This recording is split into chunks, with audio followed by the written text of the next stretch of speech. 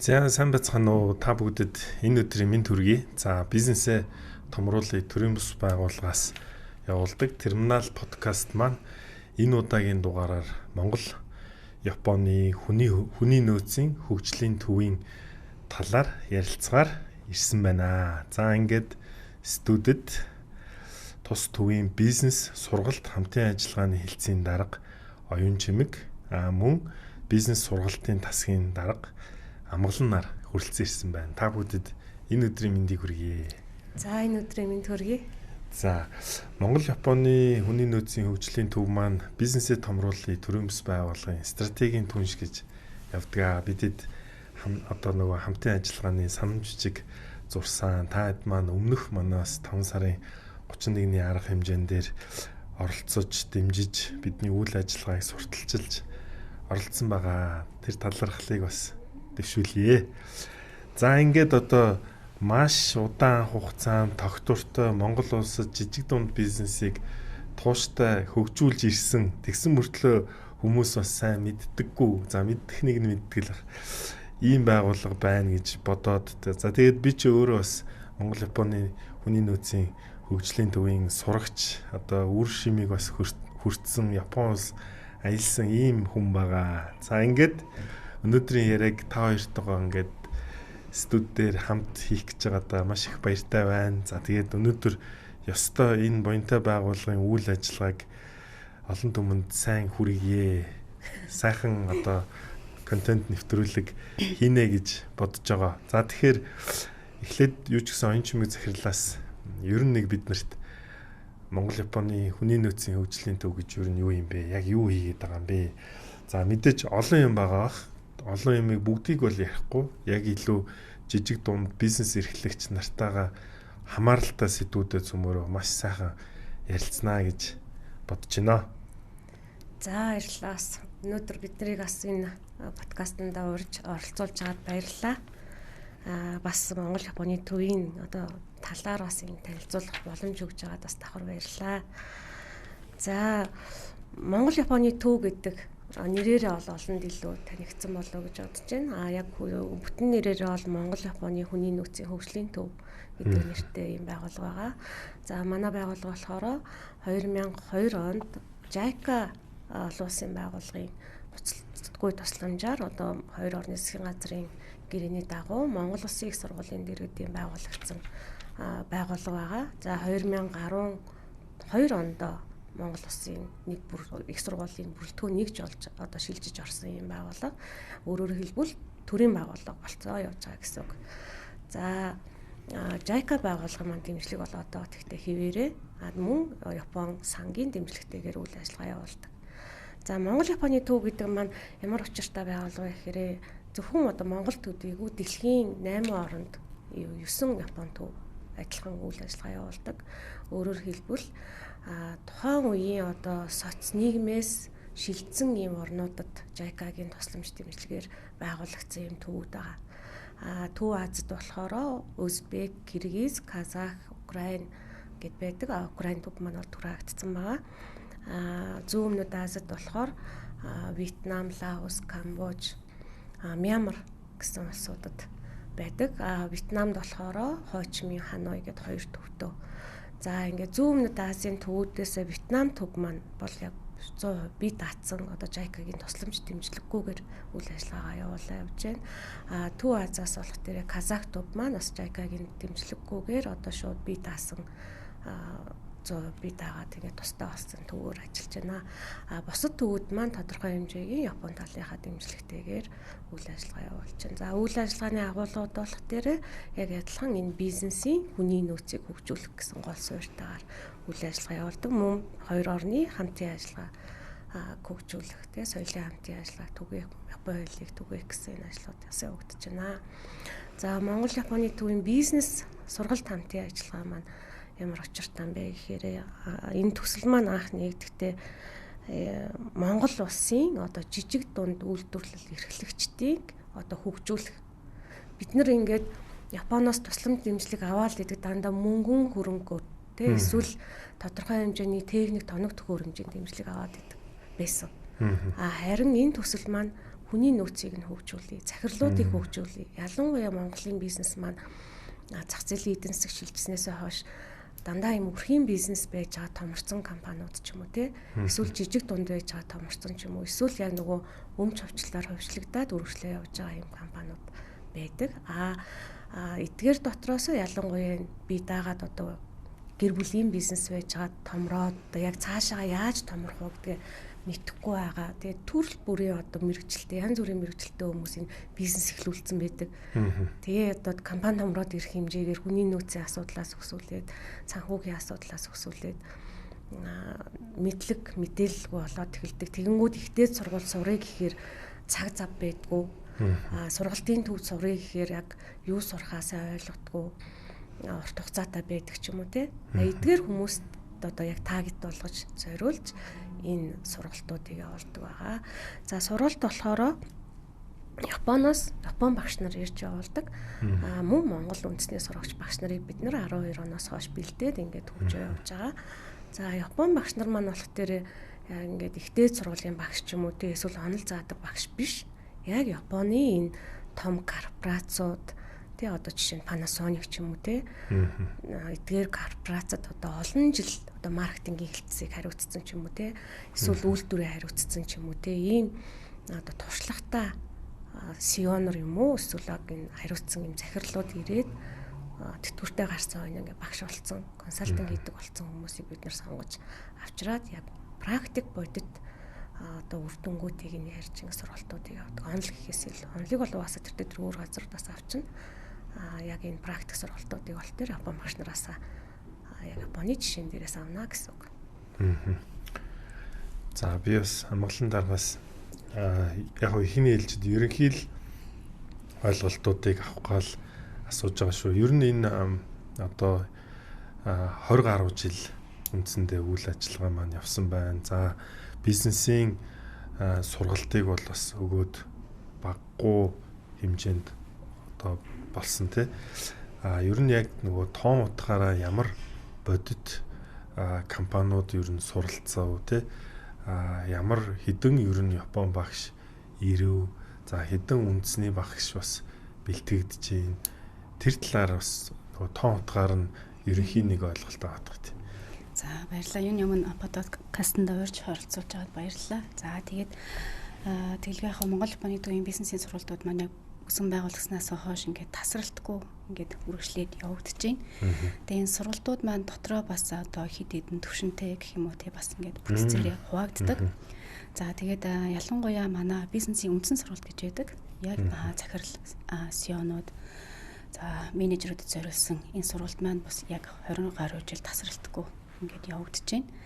За тэгээд одоо үе үеийн төгсөгчд бас ингээд төрөөд гарчихсан. Нэгдүгээр үеийн төгсөгч, хоёрдугаар үеийн төгсөгч гээд одоо бид нар 27 дугаар одоо үеийн эсэгчд маань ингээд удахгүй төгсгөөд 12 сард ингээд сургалт маань явагдаж байна.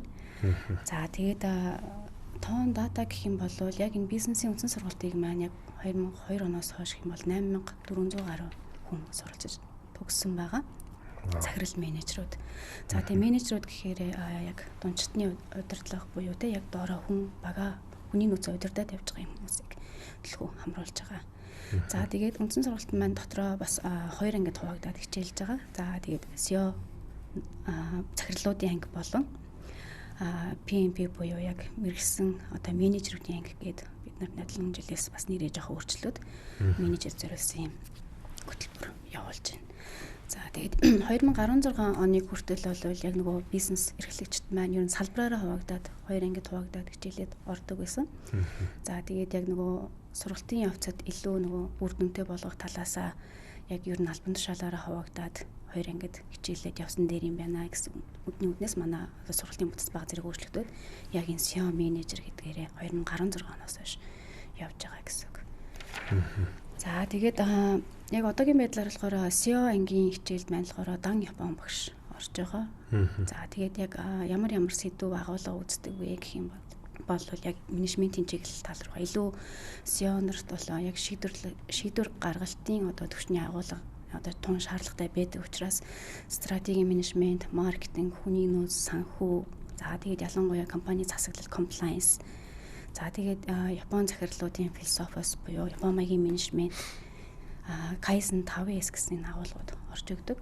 За менежерийн ангийн агуулга маань болохоор илүү нөгөө нэг хүний нөөц багаа удирдах, хүнээ хөгжүүлж сургаж явдаг гэдэг утгаараа саяны хэлсэн стратеги маркетинг хүний нөөц санхугаас гадна дээр нэмээд одоо яг 5S Kaizen. За тэгээд бас Япон маягийн менежментээс яг хэрэгжүүлэх tools аргууд нь юу юм бэ гэсэн зүйлсүүдийг бас илүү дэлгүү орж өгч байгаа. Одоо ер нь зүгээр яг сонирхож асууж байгаа шүү. Ер нь хэр их олон Япон багш өнгөрсөн хугацаанд ирсэн бэ? За багцаагаар. Тийм. Тэгээд яг нөгөө энэ сургалт маань эхэлсэн цагаас эхлээд орж байгаа бас багш байгаа. За дунд нь ингээд солигдоод явж байгаа багш нарч байгаа л да. Тэгээ ялангуяа би энэ дунд стратеги менежментийн багш Кавагучи гэдэг багшийн онцлмоор байна. Бүр яг энэ төв үүсгэн байгуулагдсан цагаас эхлээл сионерыг ингээд сургах, хүмүүжүүлэх энэ ажилд ингээд бүр гар бие оролцоод явцгаа. Одоо нэлээд нас нь нэлээд өндөр болж байгаа. Гэхдээ энэ жилийн баярт нэг үйл явдал тохиолдсон бас Монгол төрөөс Алтан гац содонгоор бас шагнагдсан байгаа. Тэгээд бас баяр хүргэе. Шамдрын тий бүр холын Америкаас бүртэл зорж ирээд баяр хүргэж исэн юм. Бас юм бахархалтай үйл явдлууд бас болсон байгаа.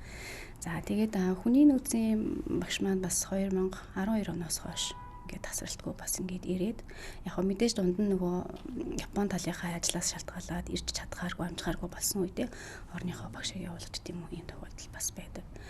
За санхүүгийн багш нар маань бол мэдээж дундаа солигдсон.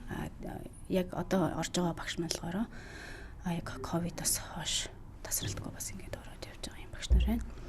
Тэгээд яг нөгөө нэг Монголын энэ кейсэн дээр ажиллаад Монгол сурагчтай ингээд ажиллаад явцсан багш шууд гаднаас нэг мэрэгчлэн ирээ заах ингээд бас асар зөрүүтэй байдаг.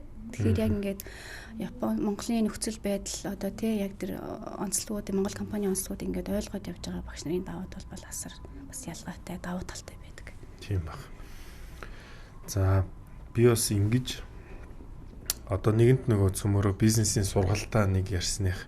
Одоо ер нь компаниуд маань за мэдээж тодорхой зэгт хүрээд за ер нь сургалтанд хамрагдъя гэх үед одоо ихэнх тохиолдолд би бол илүү нөгөө төгсөгчдийн ингээд хамт амьдсан ингээд эсвэл бүр зарим компани бол ингээд үе шаттайгаар хүнээ бэлдэж сургадаг бараг болцсон баг тий. Тэгэхээр яг хуу ер нь яг ингээд мэдээлэлээс арай хол байгаа компаниуд маань ер нь яаж олж мэдээллийг олж авч ийн сургалтын маань ер нь одоо захирлын сургалт менежерийн сургалт маань жилдээ ер нь хэдэн удаа явдیں۔ Ямар хугацаанд үргэлжилдэг бэ? За ер нь төлбөр нь бас яадیں тий. Энэ талаар бас танаас үргэлжлүүлээд дэлгэрүүлээд асуучих тий. За баярлалаа.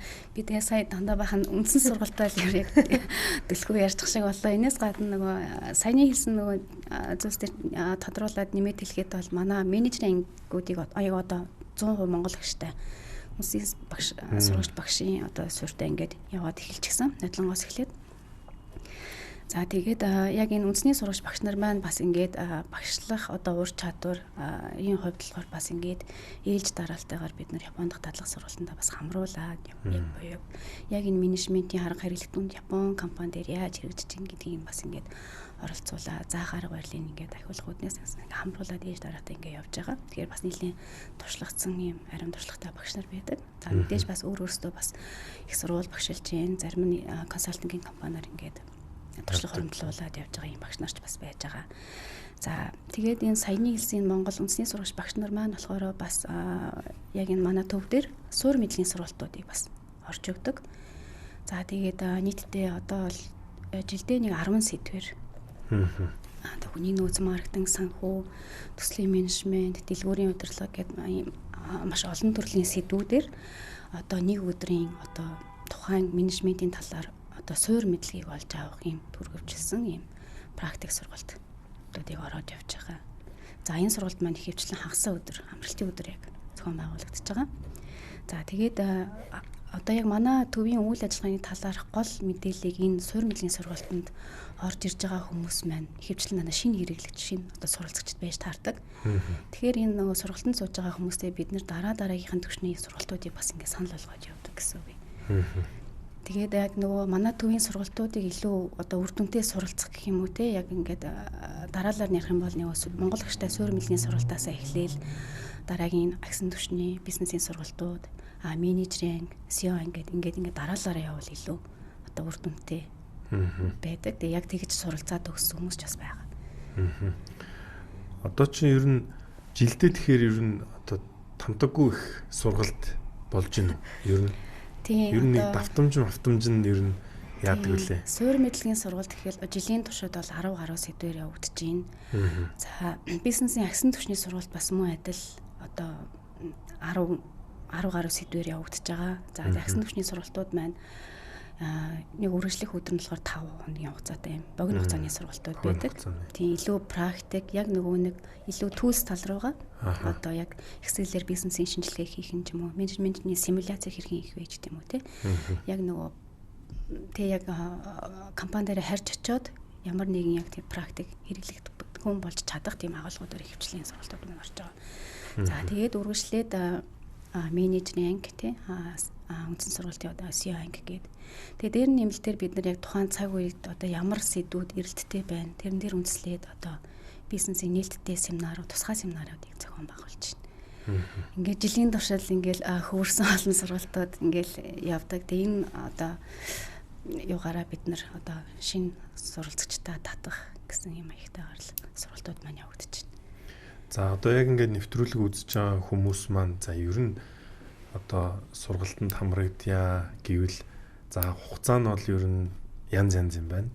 Их хвчлэн бол гэхдээ ажлын 5 өдөр ч юм уу хагасаа өдөр байх юм байна тий. Ер нь одоо нөгөө сургалтын төлбөрийн талаар та бас яриач тий төлбөрийн талаар сая асуусан тэгээд ярьж байгаад яран дунд орхитой очих шиг байлаа. Би ч асууж ижил сална. Тийм суурь мэдлэгийн сургалт маань яг одоо энэ 25 оны үнээр ярьчих тий. Тэгээд бид нар яг нөгөө жил болгон бас инфляцаад байгаад бас тодорхой хэмжээний үнийн нэмэгдлүүд бас байгаа л да. Тэгээд яг энэ 2025 оны хувьд болохоор суурь мэдлэгийн сургалт маань 108,000 төгрөг. 5 өдрийн сургалт байлаа гэж бодлоо. 5 өдрийн сургалт байлаа гэхэд 360,000 төгрөг. За 3 өдрийн сургалт нь 216,000 төгрөг. За тэгээд нөгөө семинарууд болохоор яг хэдэн цагийн семинар гэдгээс хамаарат бага зэрэг одоо арай өөр тийм 65,000, 88,000 гэх мэт одоо янз бүрийн үнэтэй байгаа. Одоо цаг нь бол богинохон байгаа семинар учраас. За менежерингийн төлбөр болохоор сая 674,000. Сая 674,000. За SEO ангийн сургалт маань 2 сая 151,000 төгрөг гэж байгаа. Менежер SEO ангийн үргэлжлэх хугацаа бол 3-аас 4 сар байдаг. Менежер SEO ч ийм урт төлөө тий. Тийм, урт хугацааны сургалтууд байгаа. За нийтдээ болвол энэ жилийн хувьд болохоор менежеринг маань 98 цаг. Тийм юм маань SEO анги маань болохоор 108 цаг орчим. SEO анги маань одоо тэгэхээр хэд идэх төгсөлт гэсэн бай та? Одоо яг 2 анги маань зэрэг одоо эсэлтэд явдаг. Жилдээ 2 удаа эсэлт авж байгаа. Намрын эсэлт, хаврын эсэлт гээд. За тэгээд бүртгэлийг болвол бид нар маш эртнээс эхлүүлдэг. Бараг одоо жишээлбэл намар эхлэж байгаа 9 сараас эхлэж байгаа сургалтын бүртгэл наадмын дараагаас эхлээд бүртгэл нь эхэлждэг. Тэгээд бүртгүүлээд тэндээсээ бас сонгон шалгаруулалтын үндсэн дээр бас анги дайсуулж авдаг баг. За би бас нөгөө өөрийнхөө мэдхийн хувьд оюун чимэг захирлаас бас дараагаас ингэж асуучих. За амжилттай. За энэ бас нөгөө нэгдүгürt миний бодож байгаагаар бол жоохон хямдралтай юмнууд шүү дээ тий. Тийм тэр гоё юмнуудаас хэлэх хэрэгтэй байхгүй. Хоёрдугаарт төгссөн одоо захирлууд маань, менежерүүд маань бас Япон улсад тодорхой хэмжээнд явах боломж үүсдэг тий. Тэгэхээр энэ талаар бас та ер нь эн чинь одоо хизэнээс ингэж анхны анги нь явуу, анхны анги нь тэрнээс ч хойш одоо зөндөө явсан. Би л тэрийг мэдээд байна тий. Та тэр талаар нэг сайхан ярьж өгөөч. Тийм. Одоо яг энэ Япон багш нар маань ирээд сургалт зохион байгуулчаад төгслөө шүү дээ. Төгссөн хүмүүс маань нөгөөтгөө багшаас сурсан зүйлүүдээс очоод яг энэ Япон улсад юу яаж хэрэгжүүлж байгаа, Япон үйлдвэрүүд ямар гэдгийг, Япон компаниуд ямар гэдэг үйлчлэгээний салбар нь яг ямар гэдгийг очиж үзэх шаардлагатай. Тийм учраас яг энэ 2002 оноос эхлээд одоо эхний төгсөгчдөөс эхлээд Японд татлах сургалтад 100% JICA-гийн зардлаар Японы засгийн газрын зардлаар хамруулдаг байгаа. Нийтдээ одоо яг энэ 2002 оноос хойш 2017 5 он хүртэл бол ер нь 100% JICA зардалтай явагддаг байсан. Гэтэ хүний тоо цөөхөн анги бүрээс яг тухайн төгссөн жилээсээ 4 хүн ч юм уу эсвэл тухайн төгссөн жилээсээ 6 хүн ч юм уу гэдэг өөр байдаг байсан. Харин аль болох одоо олон компаниудыг хамруулж олон компаниуд боломж олохын үүднээс хүнийхээ тоог бид нар өсгөөд 18-аас 22 болгож өсгөөд дээрэс нь одоо тодорхой одоо өөрийнхөө зөвхөн онгоцны билетийг юм уу тодорхой зардлыг даагаад бусад одоо Японд очиод бус зардлуудыг нь бол JICA олон улсын байгууллагад даагаад энэ Японд дадлаг сургалтуудыг бол зохион байгуулдаг. За ямар одоо үр дүнтэй вэ гэхээр мэдээж одоо сурсан зөвлөө очиод үзээд одоо тухайн бизнес эрхлэгч маань одоо нүдэн нээгдээд одоо шал өөр бизнес руу орох тохиолдлоос байдаг. Би юу н энэ бизнесээ болоод энэ бизнес эхлэх ёстой зүг байсан юм бэ гэдэг ч юм уу те. Эсвэл одоо нэг ангиас одоо хамтдаа бизнес хамтарч эхлүүлэх. За эсвэл бүр яг ингэж жижигхэн байсан юм хөрхийн бизнес юм уу одоо байж хаад нэлээд хамарцсан ч юм уу те. Тийм тохиолдлууд бас зөндөө байдаг. Тэгээд эдгээр маань яг энэ Японд очиж үзчихэд өөрчлөгдсөн. Бид нарын үнэхээр одоо яг энэ дадлаг сургалтад хамрагдсанараа ийм юм даваа талуудыг бол компани дээр энийг хэрэгжүүллээ. Энэ маань ингэж хэрэгжүүлснээр манай компанид маш их одоо сайжралтыг бий болголоо ч гэдэг юм уу. Тийм жишээнүүд бас нэлээд их бий. За тэгээд өнөө хүртэл нийтдээ бараг хэдэн хүн Японд дадлаг сургалтанд явсан юм бэ? Тийм одоо жилдээ 20 гаруй хүн гэхээр нэлээд олон хүн явцсан байгаа байхгүй юу. Тэгээд 14 хоногийн хугацаатай явагдана. За тэгээд ер нь бол барагцаагаар ярих юм бол энэ сургалтыг зохион байгуулахад жилийн өмнөөс бараг бэлддэг. Тэгээд тэр зохион байгуулагч Япон талын компани байгаад консалтинг компани байгаа. Мөн одоо эдгээр хүмүүсийг одоо үзүүлэх энэ үйлдвэр гэл унаа машин бүх зохион байгуулалтын зардал ороход нэг хүнд ойролцоогоор энэ Японы засгийн газар маань бараг л 35 сая төгрөгийг ингээд зарцуулж зориулж энэ сургалтыг зохион байгуулдаг. Тийм учраас яг энэ JICA-гийн дадлаг сургалт маань яг нөгөө хувийн хвшлийнхэнд бол зөвхөн Японд өөрөө дамжуулж энэ дадлаг сургалтыг зохион байгуулдаг. Энэ хувийн хвшлийнх дэмцэн энэ сургалтыг зохион байгуулж байгаа гэдгээр энэ бараг л одоо жилдээ 22 хүнд 35 сая гэхээр асар их одоо зардлыг болоо гаргаж ингэж жижиг дунд үйлдвэрлэл бизнес эрхлэгчдийг маань дэмжиж байна. За тэгээд мөн төгсөгчд маань түрүү хэлээд байгаа энэ CEO менежер гэдэг ангийн төгсөгчд маань нийлээд төгсөгчдийн холбоо гэж бас байгуулсан байдаг. Төгсөгчдийн Kaizen гэдэг холбоо байдаг. Одоо сайжруулах гэдэг нэртэй энэ үгээрээ холбоо байгуулсан. Энэ холбоогоороос дамжуулж 12 хон хүртэл бас нөгөө холбоо маань яг энэ cost sharing буюу зардал хуваахаар бас төгсөгчд дундаасаа сонгон шалруулад бас явуулдаг байсан. Одоо болохоор яг Японы төв маань дангаараа ингээд яг бүгдийг зохион байгуулж байна. Холбооны хувьд бол яг үйл ажиллагаа хэвийн явагдгаар явж байгаа. Гэхдээ ойрын хугацаанд бол юу жоохон унтаа байдалтай байгаа. Итгэжүүлэх шаардлагатай байгаа. Тийм учраас бас манай бизнес хамтын ажиллагааны өнөөдөр тасгийн дарга манаас ирж амжсангүй тасгийн дарга манаас санаачлаад энэ холбоогоо итгэжүүлэх цаашид бас энэ төгсөгчдөө илүү одоо бас дахиад нэтворк бий болгох. Тэгээ бусад Японы төвөд рүү нэтворк бий болох ажлуудыг хийхээр бас төлөвлөж байгаа. За тэгээ Японд дадлаг сургалтын одоо талаар бүр мэдээ, бүр сайн мэдээ гэх юм бол юу үзээд яагаад ирдэм бэ эднэр маань гэдгийг мэдээгүй эх 7 хоногийн 4-р өдөр 2 цагаас энэ жилийн Японд сургалтанд явсан төгсөгчд маань тайлангаа тавина. Энэ бол бүх хүнд нээлттэй. Яг энэ Монгол Японы төв маань ямар сургалт зохион байгуулад энэ сургалтанд Японд бас яаж яваад идэх гэдгийг мэдхийг хүссэн хүмүүс энэ өдөр бас хүрэлцэн ирээд энэ тайлангийн хуралдаас оролцоороо гэж далимтнаас урья. За баярлалаа. Тийм би ч өөрөө одоо хитон юм байт чи 16 болоо 15 онд болоо ямар ч үсэн явж исэн. Эсвэл одоо үзэж байгаа хүн болгоныг л бас материалаа өгөөд сургалтанд хамрагдаад одоо зардал юм одоо хуваагаад эн чинь тий онгоцны зардлаа байна уу ямар одоо 30 байна уу 20 байна уу 50% бүртлэгч байна уу зардлаа хуваагаад одоо явахыг бол дэмжиж санал болгож байна. Маш гоё нөгөө хүний амьдралд маш гоё туршлага үлддэг. Тэр чинь за би одоо өөрийнхөө ингээ яг санаж байгаагаар ярих юм бол тийм бид нар чинь бараг 30 бах шүү. Бараг 30 орчим хүн ер нь явсан. Ер нь ангаараа явж исэн. За бас 1-2 яалтчгүй нөгөө менежерүүдэд дагуулад компани өөрөө бас зарим нь бол зардлын мэндүүлээд явж исэн баха. За тэгээд маш олон бизнесүүдээр орж үзчихсэн, танилцчихсэн. За хамгийн гол нь тэгээд тэр чинь бас хүний нөгөө өөрийн network аялдаа хамт явж байгаа. Яг нөгөө 7-14 хоног хичээл дээр хамт сууж байгаа хүмүүстэй бол яг айхтар танилцах боломж нь бага. Гэтэл ингээ хамт өглөөнөөс орой хүртлээс байхаар би бол тэрийг бас маш том одоо бенефитийн ер нь одоо бараг 3 дугаар туу 4 дугаар туу бичигдэхээр том хэмжээний бенефит гэж бол боддог. Тэрнээс хойш ч одоо бараг л худалчунд 10 жил шахуу өнгөрж ийн гэтэл ингээл одоо ч гэсэн ингээл холбоотой бибинийгээ дэмжээл одоо манад ийм хэрэгтэй та нар энийг яаж энийг чинь гэл ярилцаал зөвлөд явдаг. Тэгэхээр энийг бол ер нь таад маань хитрхийл дараахан хэлээд байна л да.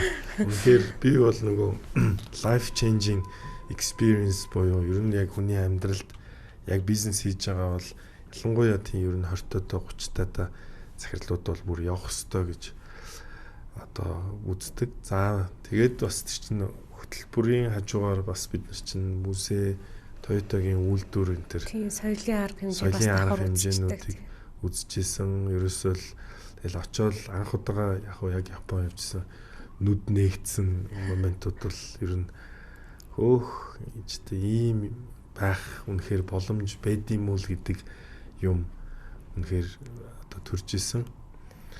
Одоо жишээ нь бизнес аялалгингүүд хүмүүс ингээд за нэг аялын компани даатгаад явчих болно шүү дээ ч гэдэг ч юм уу тий. Эсвэл би ингээ өөрөө тгээ ингээд очиод уулзчих болно шүү дээ гэж боддог. Гэтэл энэ очиж танилцуулж уулзж байгаа компаниуд нь зүгээр нэг компани үйлдвэр үзэх биш. Яг энэ JICA байгууллага өөрөө байгаа тул тэрийг бид нар цаг өгж байгаа гэсэн үг. Нөгөө давуу тал нь. Харин. Японы засгийн газар цаг авч байгаа учраас бид нарыг үзүүлж байна гэсэн үг. Гадны хүмүүсийг оруулдгүй бүр газар руу яг энэ манай төгсөгчдийг оруулаа үзүүлээд дээрэс нь тэр том компаниудын одоо CEO-нор нь өөрсдөө гарч ирээд өөрийнхөө философиг ярьдаг тий. Би энэ компанийг байгуулахдаа одоо ийм гэж даваануудыг давж байгуулсан юм аа. Одоо би ийм болцсон байна. Цаашид ингэнэ гэдгээ тэр CEO өөрөө нөгөө нэг бүр ярьж өгдгөөрөө. Гэтэл нөгөө бид нэр магадгүй нэг аялын компани дээр очих юм бол зүгээр нэг тайлбарлагч хөтгчөөр тайлбарлуулаа явчихна гэдэг ч юм уу тий. Тэгээд би нөгөө Японд дадлага сургалтанд явж байгаа CEO нартаа их захитай энэ компани дээр очивол зүгээр хөөх яасан сайхан ингээд үзээд өнгөрөх биш. Тэр компани захирлын бүр нүдрүү нь харж агаад энэ хүн ямар философитой хүн ямар одоо зүйлийг зүрх сэтгэлдээ тээж авд энэ улс орныгоо хөгжүүлэхэд одоо ямар зорилготойгоор одоо үнэтэй хоёр нэмэр оруулсан юм бэ гэдгийг илүү одоо сонсож асуултыг асууж та нар оролцоороо тэрнээс яг өстой гоё нэгэд яваад ирэх юм бол гоё ингээл дуусчдаг. Тэгтээ тэр захирлуудаас ямарваа нэг юмыг авч үлдэж ирээд өөрөө тийм захирал болохыг хичээгээрэй гэж айгүй их загтаг. Тийм боломж энэ манай сургалтаараас явагддаг. Дээрээс нь бид нар зөвхөн энэ JICA дэмжлэгтэй үндсэн сургалтын төгсөгчдийн одоо энэ Японд дадлага сургалтаас гадна яг бие даагаад одоо яг Монгол Японы төв өөрөө нөгөө нэршлүүдтэй бүх Японы төвүүдээр бас адилхан нэршлүүдтэй байдаг энэ сэтвчилсэн Японд дадлага сургалт гэж явдаг. Тэгээ энэ жил бид нэр FoodX бас гэдэг том үзэсгэлэнг одоо очиж үзэх энэ цуваг бас зохион байгуулах гад энэ аяллыг зохион байгуулах гад энэ ажлаа эхлүүлсэн байж байна. Энэ маань бас яг манай төгсөгчд бас оролцоод сонгон шалралтад оролцоод тэр аялалд хамрагдаа явна гэсэн үг.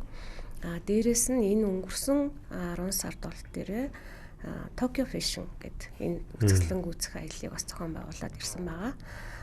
Мөн цаашид 5 сард одоо түрүүн өмнө нь бас бид нар хамт ярилцж байхдаа ярилцчихсан Хоккайдод Тэ Японы улсын Хоккайдод энэ антрепренер чиглэлээр тэ 3 талт хамтын ажиллагаагаар бүр ингээд хамгийн сайн жишээнүүдийг гаргацсан юм ихтэй сургууль хамтын ажиллагаанууд төр хувийн хвшил ихтэй сургуулиудын хамтын ажиллагаатай юм жишээнүүд байна. Тэрийг бас очиж танилцах тэ боддоор танилцах аяллыг зохион байгуулахаар бэлтгэл ажилдаа орсон байна. Мөн одоо яг эрхчил 11 сард яг өвлийн уйлралд Монгол улсад ч ингээд барилга өвөл зогссон байдаг те. Гэтэл Хоккайдо, Саппоро хотод ч Улаанбаатар хот, Хичдүү хотуудын хамтын ажиллагаатай байдаг. Тэгээ энэ өвлийн хүүтэн бүсийн барилгын одоо байгууламжийн технологи техник ямар гэдгийг энэ барилгыг нь одоо яадаг юм бэ гэдэг компаниуд зогссон байх хоорондоо бас хүмүүсээ явуулж энд сургалтанд хамруулах зүгээр юм болов уу гэдэг энэ 11 сард бас энэ аяллыг зохион байгуулахаар төлөвлөж байна. Гэх мэт 26 оны 11 сард тий. 26 онд бол нэлээд олон энэ бизнес аяллуудыг бол төлөвлөөд бэлтгэл ажилдаа ороо явж байгаа. За би яг сая нэмээд ер нь жоохон цэгцтэй асуучих гэж бодлоо. 26 оны за 11 сард бол илүү барилгын салбарын хүмүүст юм байна. За таны саяны хэлсэн тэр entrepreneurship гэдэг нь 5 сард 26 оны 5 сард сарын 17 оны 7 хоногт. 17 оноос хойш орог хаагдаж байна уу? Үгүй бүртгэлээ 3 сар байна 2 сард эхлэхээр. Зүг. За өөр 26 онд. Тэгээд 3 сард зохион байгуулагдах FoodX 2026. Тэр чинь юуных байсан юм уу те? 26 онд байсан юм те. Азийн хүнсний хамгийн том үзэсгэлэн гэж явж байгаа тийм. За өөр. За тэгээд нэг нь мэдээж энэ түрүүн хэлдэг үндсэн Японд дадлаг сургалт маань 10 сарда төлөвлөж байна. 10 сард байдгүй тийм. За ер нь бол нэлээд л олон ивентүүд байт юм шүү дээ тий. Би ч одоо өөрөө нөгөө үндсэнгээл мэдээд байсан болохоос биш ийм олон бас салбар дагнсан арга хэмжээнүүд болдгийг бол сайн мэдээгүй юм байна. За энэ мэдээллүүдийг бол одоо ер нь вебсайт, Facebook. Тийм. Өөр ямар сувгууд байна? Ер нь л бол яг манай үндсэн вебсайт дээрээ тэгээд Facebook-ийн хуудасууд дээрээ гол мэдээлэлүүд явж байгаа. За одоо тэгээд цаашдаа бас бид хэд та хэдийнхээ энэ мэдээллүүдийг илүү олон бизнесүүдэд хүргэх тал дээр бас жоохон ажиллаж өгнө. Тэгэхгүй бол бас тэгэхгүй бол ер нь л нэг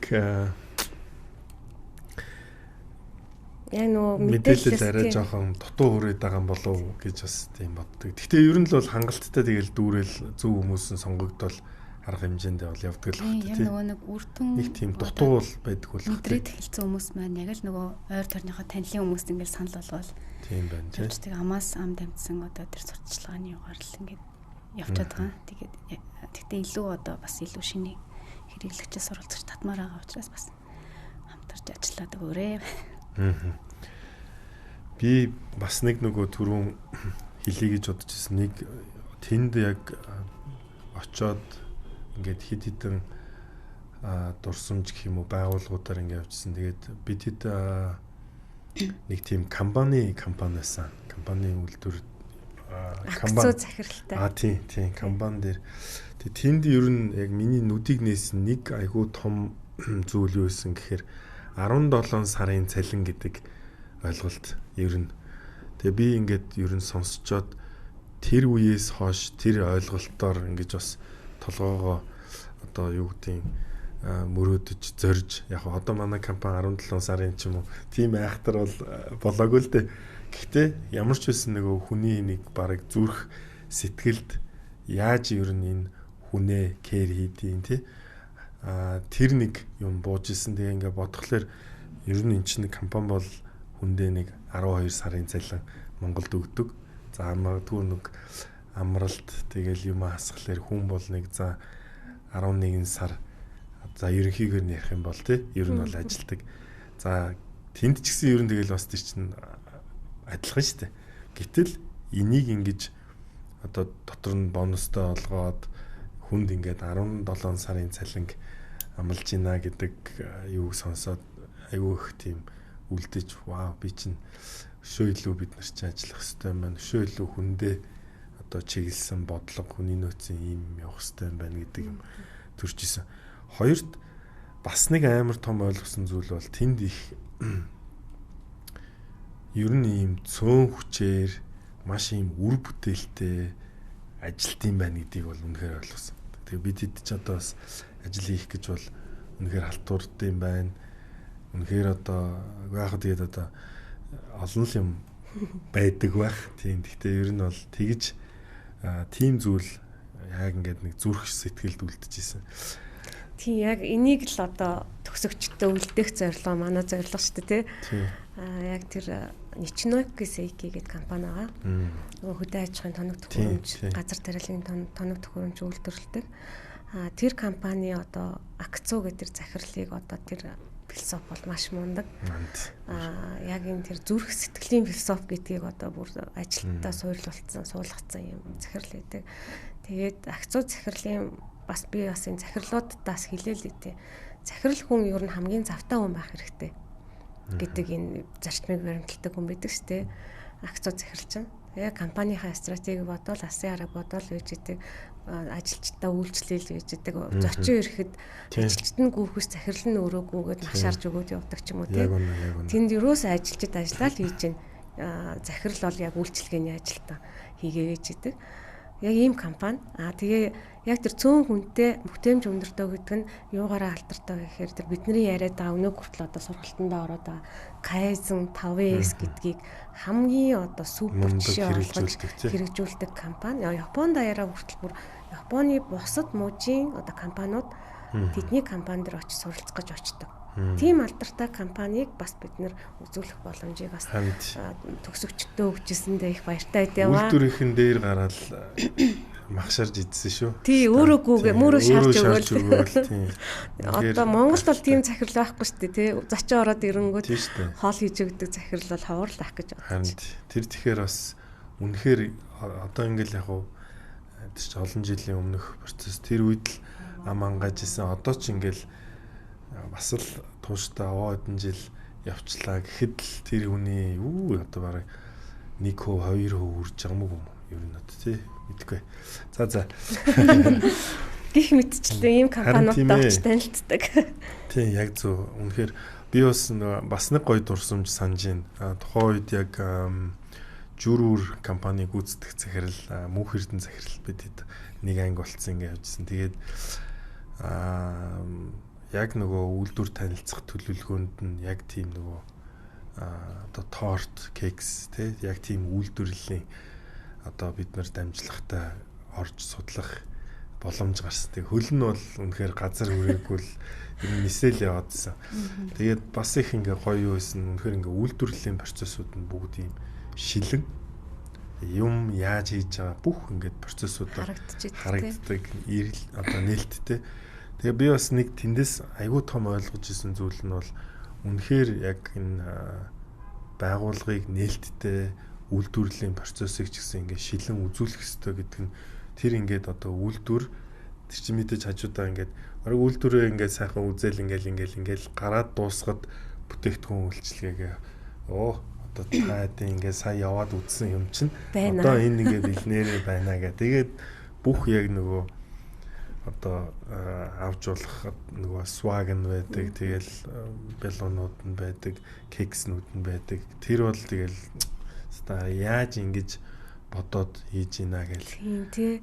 Энэ яг Япон компаниуд, Япон үйлдвэрүүдийн бас нэг онцлог давуу тал нь стори маркетингийг маш сайн хийсэн байдаг.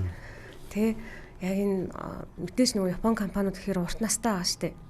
Бараг л 100-аас дээш настай тийм компаниуд байдаг. Эдгээр чинь энийг давуу тал болгоод стори маркетинг хийцэн. За ингээ манай аав өвөө ингээд ингэж хийж эхлэв. Бид нар ингээд энэ төмрийг ингэж анх ингэж нүдэж эхлээд одоо ингээд явж байгаа маа. Бид нар энэ цууг анх ингээд гар аргаар ингээд Япон технологиор яг үндсэн технологи маань ингэж явсараад энийгээ бид нар хадгалж үтсээр одоо би 6 дахь үеийнх нь үе залгамжлагч гээ ингээд нэр үйлдвэрээ танилцуулаа гараад ирэнгүүт яг шоурум нээждэг. Тийм гоё юм сонсоод үзээд гараад ирсэн хүн чи худалдаа авалт тийм. Тэгээ нөгөөтгөөс нэг гоё юм яриа сонсоо баахан юм худалдаж аваад гараад ирдэг. Тийм яг үнэ. Ерөөсөө яг тэр чинь ингээд нөгөө хүний зүрх сэтгэл яг ингээд нөгөө зүрхэнд тархинд одоо юунд нь ордын хамгийн юм л үнэхээр дурсамжууд бол үнэхээр сайхан үлдэтгэлтэй. Тэгээд одоо үнэхээр бодохоор сайхан дурсамж байжээ. Тэгээд та бүдэд бас тэр боломжуудыг олгосонд баярлалаа. Цаашдаа маш олон бас хүнд олгосоо л гэж одоо хүсэх. Дахиад бүртгүүлээд бас сонгон шалгалтанд орж олно. Өө тийм үү. За тийм. Юу байхгүй юу? Японд талах сургалтын одоо хөтөлбөр агуулга гэх юм уу те жил болгон өөр болж байгаа. Харин тийм байна тий. Энэ барилга гэж ярьж байгаа тийм хүмүүсийн одоо салбар нь юу вэ те? Яг захирлууд байна уу? Менежерүүд дийлэнх нь байна уу гэдэг дээр үндэслээд одоо бүр яг урьдчилсан асуулга явуулдаг байхгүй. Та яг Японд очиод яг юу сурах гээд байна гэх. Тэгээ яг нөгөө нэг энд маань бүртгүүлсэн хүмүүс маань өөрсдийнхөө бас зорилгыг илүү тодорхойлсон хүмүүс нь илүү тэнцээд байгаа л да юм. Бол би ийм сураад ийм компани дээр ингээ хэрэгжүүлчмээр байна гэсэн. Тэгэхээр нөгөө жил болгон хөтөлбөр агуулга яалтчгүй өөр байгаа. Яг магадгүй яг давхардаад явж байгаа хэд хэдэн компаниуд байгаа л да. Гэхдээ энэ жилийн хувьд болохоор бид нэр Токио төвтэй. За Гумаро ойролцоох хотууд Чиба энтер гээд газруудаар яваад ирсэн байгаа. Тэгээд тэнд хөтөлбөр агуулганд бас Японы нөгөө цууны үйлдвэр тий 235 жилийн түүхтэй. Вау. Ийм үеэрээ дамжсан одоо энэ залуу захиралтай юм компанид очсон. Тэгээд оролцогчд маань ер нь бол яг ингээд дотроо бас хүлээлттэй. Яг энэ захирлаас бид нар юу асуух вэ гэдгийг асуултаа бэлдээд очдог болсон гэсэн. Одоо жил болгон л одоо оролцогчдын маань чанар илүү сайжраад байна л да. Мэдээж нүдэн нэгдээд бас өөр улсууд орнуудаар ч гэсэн бас ингээд явж танилцаад үздэг болчих. Тэгээ тэр дундаа бид нар яг Японоос юу сурах юм бэ гэдгийг бас ингээд илүү зорилгоо нарийн тодорхойлоод явж байгаа учраас энэ дадлах сургалтын үр дүн бас жилээс жил бас чанаржаад явсан болов уу гэж бас харж байгаа. Тэгээ түрүүн өөрөө нөө мөнх эрдэнэ захирлыг бас ингээд дурдсан шүү дээ тий. Тэгэхээр яг өнөөдөр энэ 7 хоног үйлдвэрлэлийн удирдлага бизнесийн агсан түвшний сургалт ингээд зохион байгуулагдаа өнөөдөр үдээс өмнө дууслаа л да. Тэгээд мөнх эрдэнэ захирал өөрөө яг энэ 5 өдрийн сургалтанд энэ 7 хоногт яг ингээд дахиж сураад тэгээд нийтдээ 44 оролцогч оролцсон энэ суралцагчдаа өөрийнхөө одоо тий журүүрийн энэ оны 7 сард тий олон улсын стандарт GMP стандартыг хангасан үйлдвэрээ ингээд үзүүлээд ингээд танилцуулсан. Тэгэхээр яг л нөгөө бас тэ өмнө нь ингээд өөрийнхөө бас үзэж харж исэн юмнуудыг ингээд бас үйлдвэрийнхаа тэр одоо тий лейаут бүх юм хийхэд тусгасан байдал нь бас харагдаж байгаа нь бас бахархуу шталаа. Харин тийш дээ одоо энэ манай нөгөө төгсөгчд чинь ингээд төгсөөд ингээд яваад өгдөггүй. Яг энэ төгсөн ийм мундаг ноухатай энэ түүхтэй захирлуудаа бид нар үндэсний сурагч агш болгож авдаг. Одоо жишээ нь манай мөнх эрдэнэ захирал чинь манай үндэсний сурагч агш болоод ингээд одоо цаашд бас монголчуудаа CEO нарт ингээд үйлдвэрийн удирдлага гэж юу юм бэ гэдэг талаар бас сургалт зохион байгуулах юм уу те манай сургалтанд заагаад явна гэсэн. Дээрээс нь одоо шилжийн хийц компани гантлаа захирал байна. Гэх мэтлэн манай ийм мундаг компаниудын захирлууд маань тий эдгээр маань ингээ манай үндэсний сурагч багш гэж явдаг. Тэгээ өөрсдийнхөө одоо хичээл Япон багштай хамтраад өөрсдийнхөө түүхүүдийг тий одоо ямар алдаатай оноотой байсан бэ? Энэ дээр юун дээр анхаарах вэ гэдэг дээр нь бас одоо жишээ олгож бас юм яриа хийж өгдөг байгаа. За одоо өшөө буянтай байгууллагын тухай орхигдуулсан зүйл юу байна? Нэмэт хэлчихэж болох ба. Болон тий одоо тэрий чинь л бүгдийн сайн хэлэх гэдэг. Одоо ингээд яг танхимаар ингээд сураад захирал тухайн одоо албаны дарга нар ингээд төгслөө шүү дээ. Тэгээ яг компани дээр очиод хэрэгжүүлэх гэхээр бас ингээд нэвчүүлэхэд тий ингээд хүмүүс нь ойлгохгүй нэгдсэн ойлголтод хүрч чадахгүй ч юм уу ийм тохиолдолд бас нэлээд гардаг. Тэгээ энэ үед нь болохоор эргээд Японд төвдө хандах юм бол бид нэр тухайн сэдв агуулгаар нь ингээд ажлын байран дээр нь очиод сургалт зохион байгуулах бүрэн боломжтой байдаг. За дээр нь нэмээд бас завир ажихын нэгжийг хөгжүүлэх хөтөлбөр гэж манай дээр явдаг. Яг бас 5-6 сарын хугацаатайгаар тухайн компани одоо яг тулгамдж байгаа асуудал тэгээ яг нүдэнд харагдцгууц одоо ахиуц гаргамаар байгаа одоо тэр сэдв дээр нь асуудал дээр нь тулгуурлаад энэ хөтөлбөр маань одоо сургалт консалтинг хэлбэрээр үргэлжлээд явдаг юм зүйл байгаа. Тийм байна. Тийм. Тэгээ энэ хөтөлбөрийн маань бүртгэл болохоор жил болгон ер нь 5 сардаа бүртгээд тэгээд бас хэд хэдэн компанид бүртгүүлэн тэндээсээ бас сонгон шалгаруулалтын үндсэн дээр одоо сонгож аваад жилдээ бол нэг 3-5 компанийг хамруулж байна. Тэгээд 9 сараас буюу яг хичээлийн шинжилтэйгээ уялдуулаад ингээд яг 9 сараас эхлээд дараа оныхоо 5-6 сар хүртэл үргэлжлээд явдаг юм хөтөлбөр бас байгаа. Одоор бараг 40 гаруй компани манай загвар компани гэж явдаг бас төгссөн. Оо вау, тийм ба шүү дээ. Одоо зүрх хэлдэг тий зүр үрчин манай загвар компани. Тийм баг тий. Тэгэл ер нь бол томоохон өгөөж тэргээл томоохон компани. Ер нь бекерийн чиглэлийн бүх компани манай төгсөвч ихэнх загвар юм уу да. Ялцчгүй тийм тодорхой нөгөө цөөн хэдэн том байгууллагуудын энэ ч одоо үйлдвэрлэл явж байгаа бүхэл баг нэгжүүд юмнууд бол нэлээ явсан баха тий.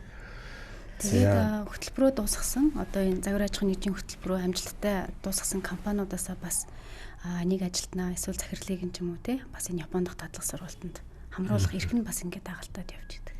Тэгэхээр одоо илүү энэ хөтөлбөр маань үр дүн нь ингээд бас холбогдоод явдаг л гэсэн. Энэ одоо за би нэг сая буруу юм асуух гэж байгаа. Өөр одоо энэ Япон төв маань за энэ ч одоо ингээ нэг ер нь ярьж дуусгах гэж байгаа бүлэг сэдв байна уу дөнгөж эхэлж гин үү? Дөнгөж эхэлж байна. За тэгвэл та үргэлжлүүлээд яриач. За ингээ бизнесийн сургалт гэдэг. Тэгээс сургалтын үйл ажиллагаа маш одоо том олон үйл ажиллагаанууд зохион байгуулагдаж байна. Гэтэл одоо бид нар энэ сургалтанд суулгаад төгсгөөд идэг эднэрийгээ цааш нь одоо яг Япон компанитай хэрхэн холбох вэ? Хооронд нь хэрхэн холбож одоо хамтын ажиллагаагийн цааш нь одоо эхлүүлье гэдэг шин төслийг JICA байгууллага маань эхлүүлсэн байгаа. 2017 оноос эхлээд одоо шинээр бизнесийн үндсэн сургалт төгссөн компаниудаа одоо Япон компанитай холбох, танилцуулах, Японы зах зээл дээр гаргахад нь дэмжлэг үзүүлэх, консалтинг өгөх. За ялангуяа Японы зах зээл дээр гарахаас одоо бүтээгдэхүүн үйлдвэрлэлээ гэхэд тухайн бүтээгдэхүүний сав баглаа бодол гэл тэ бүх талаас нь одоо дэмжих, консалтинг өгөх, энэ төгсөгчдөө энэ ажлуудыг бүгдийг ингээ үн төлбөргүй хийдэг байна. Маа төгсөгчд манаас зарим нь бас мэдээлэл байгаа дах шиг байна. Хизээч хамаагүй ирээд ингээд надаас асуугаа зөвлөгөө аваад явж болно. Япон багш нараас бас зөвлөгөө аваад явж болно. За мөн зөвхөн Монгол компаниудаа дэмжихээс гадна Япон компаниудыг Монголын зах зээл дээр орж ирэхэд дэмжлэг үзүүлэх ажлыг эхлүүлсэн байгаа.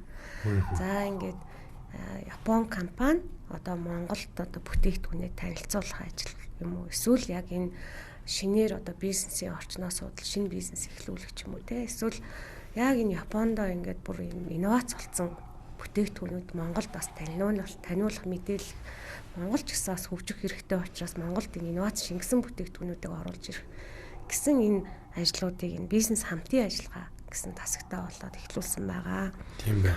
Одоогоор жилдээ нэг 3-4 Япон компани яг үндсэн чиглэлээр ингээд үйл ажиллагаа Монголд ирж танилцуулдаг.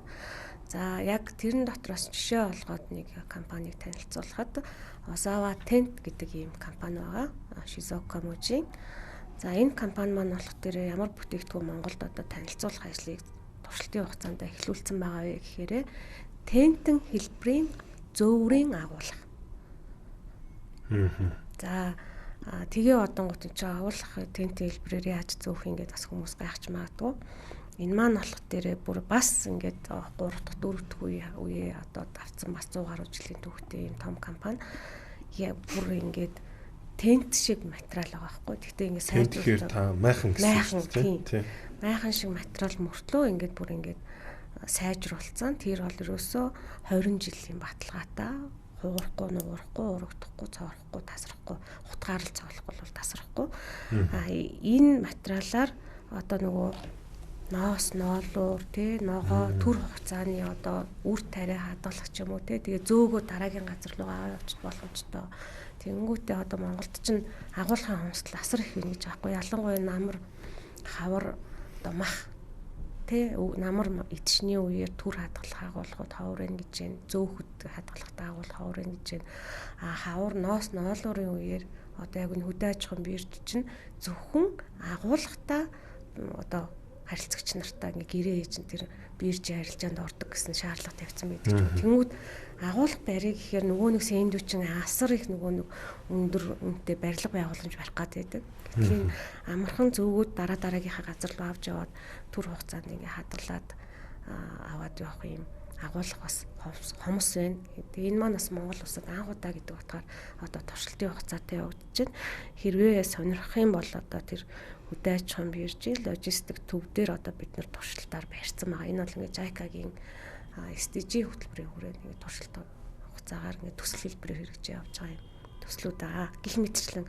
За дээрэс нь мөн одоо зам засвар үйлчилгээ те Япон улсын одоо яг энэ юу суудсан инновац суудсан энэ технологиудыг бас яг энэ манай дэд бүтцтэй газрууд руу хэрхэн таниулах вэ гэдэг ажлуудыг бас бид нэр давхар зохион байгуулад хийгээ явж байна. Энэ маань бас олон догт танигдаагүй мэддэгдээгүй юм бизнесийн хамтын ажиллагааны юм чиглэлүүдийг бид нар хийгээ зохион байгуулж явж байгаа. За тэгээд дээрэс нь дахиад түрүүн нэг анх яриагаа эхлэхдээ бусад Япон төв гэсэн тий. За эдгээр бусад Япон төвүүд маань мөн адилхан яг энэ бизнес сургалт төгсөвчдөө. Тэгээд бид нар сая энэ жилийн 2 сар тий. Энэ жилийн 2 сард Төв Азийнхаа Япон төвүүд дээр очиод хамтын ажиллагааны санамж бичиг зураад ирсэн байгаа. Тэгээд одоо яг энэ Узбекийн адилхан энэ бизнес сургалт төгсөвчдөө Монголын бизнес сургалт төгсөвчдөөгөө холбох, таниулах, хооронд нэтворк үүсгэх гэтэр гэсэн ажлуудыг эхлүүлэхээр төлөвлөж байна. За эхний ажил бол өнгөрсөн жилийн 23 оны 3 сард бол Узбек Япон төвийн төгсөгч компаниуд, Монгол Япон төвийн төгсөгч компаниуд хамтдаа Япон улсын Токио хотод хамтын ажиллагаа нэтворк ивентийг одоо зохион байгуулсан. Тэр маш их сонирхолтой байсан. Яагаад вэ гэхээр нөгөө 3 хэл тойрч ингэж орчуулга явагдаад одоо JICA зохион байгуулж байгаа байхгүй юу. Тэгээ ингээ англи, орос, монгол гэсэн 3 хэлээр ингэж тойрч одоо орчуулгатай зохион байгуулалтад тентхийн одоо төгсөгчд манай төгсөгчдөө ингээд нөгөө бизнес ярьж байгаа байхгүй юу ингээд нэтворк.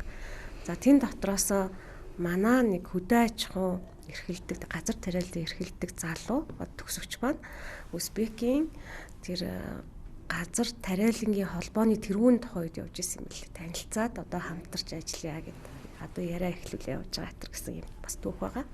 Их мэдчлэн одоо Узбек, Киргиз, Казак тэгээд энэ зүүн өмнөд Азийнхаа төгсөгчдийг бас холбох энэ ажлуудыг эхлүүлэхээр юу н зориод явж байгаа. Тийм байна. Бас л том community байна шүү те. Үнэхээр тодорхой хэмжээнд ашиглаж чадах юм бол одоо ер нь наад бас нөгөө гадаад хамтын ажиллагаа одоо энэ чинь ингээд Монгол бизнесүүд ч гэсэн нэгсэндээ тэгэхээр одоо Узбек одоо бизнес хийх байлаа гэж бодоход ядаж ингээл Япон төвөөрөө дамжаад очих энэ боломж ер нь бол нэгдэж байна гэсэн үг шүү дээ тий. Одоо ингээл жишээ манай төгсөгч Абико бид нэр Узбек руу зах зээл судалмаар энэ яах вэ гингүүтэл одоо холбогдож байгаа байхгүй жишээ нь. Тэнгүүд Япон төвийнхөө төвтэйгээ холбож өгвөл Абико тэнд очиж уулзаад бусад одоо компаниудын олоод уулзаа явах ч юм уу тий. Ийм Киргизд бас очиж одоо компаниуд танилцуулах ч юм уу, Казахт очиж компани танилцуулах юм ажлуудыг бас хийгээ эхэлсэн байна. За. Эсвэргээрээ бүр нөгөө Киргизээс бас хүрээд ирсэн тий. Ирээд өөр манай нөө тий. Нөгөө тэдхийн бас манайхтай ер нь уур амьсгал бас төстэй бас адилхан ноолуур бүтээгдэхүүн хийж байгаа. Гэхдээ тэдний нөгөө нэг одоо ямааны ноолуурын гарц одоо муудсан, махны чанар бас ингээд муудсан ч гэдэм үү те иймэрхүү муудах жоох те одоо нэг өмнөхөө гүцгээ байжлаа гэд тийм тэгээд бас энэ манай зах зээлийг бас ингээд сонирхож байна л да.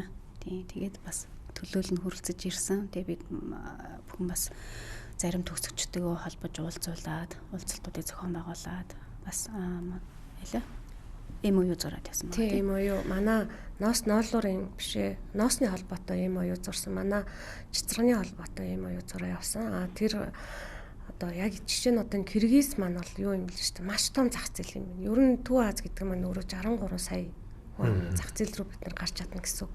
Бид нар яг жижигхэн байна гэж хараад байгаа боловч Киргиз чинь ясам дээр одоо Монголоос нэг дахин их хүн амтаа тий 7 сая гаруй хүн амтаа байна. Тэгэнгүүтээ тэднэрт байхгүй зүйл биднэрт байгаад байгаа байхгүй юу? Одоо ноолуурын үйлдвэрлэл тэнд байхгүй.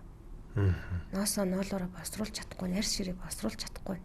Гэтэл бид нар энд босруулаад энэ чадаад байна. Тэгэхээр энэ дээр хамтарч ажиллая гэдэг хүсэлтийг тавиад манай ноолуурууд одоо жишээ ноос маань бол хаягдаад байна тийм маш Киргиз бол нөгөө юугаараа алдартай ш том хониороо алдартай хоньудтай. Тэр ноосуудаа бид нар босруулж чадахгүй энэ үйлдвэр хамтарч байрээ. Тэгээ эсвэл энэ технологи дээр нь хамтрая. Эсвэл бид нар танаад өгөө та нар босруулад өг гэдэг ч юм уу. Эсвэл ноолуурыг чинь бүр босруулж чадахгүй маа гэхэд уцыг чинь бид нар худалдаад авъя. Бид нар өөрсдөндөө зориулсан одоо бүтээгдэхүүнийг үйлдвэрлэе гэдэг юм саналуудыг тавиад байгаа байхгүй. Тэгэхээр боломж бол байна. Бид нар бас нөгөө ялангуяа Казахстан, Узбекистан дээр үйлдвэрлэл маш бас нэлээд биднээс төрүүлээд талхачихсан явж байгаа. Тэгэхээр бас нөгөө Японы төв дээр Kaizen 5-9-ийн агуулгууд ер нь бол бүх төвүүд дээр л хорж байгаа. Гэтэл тэрийг одоо яг ингээд хэрэгжүүлэх Монгол компаниуд хэрэгжүүлэхээр болохгүй байна. Энэ гадны арга аргачлал гэл ингээд хэрэгжүүлэхгүй ингээд орхичоод байдаг байхгүй юу? Гэтэл яг нөгөө нүдээр очиод үзэхэд тэнд 5-9 Kaizen биднээс аль хэдийн одоо ингээд түрүү урд талхаал явж төгсөрцөн байдаг байна.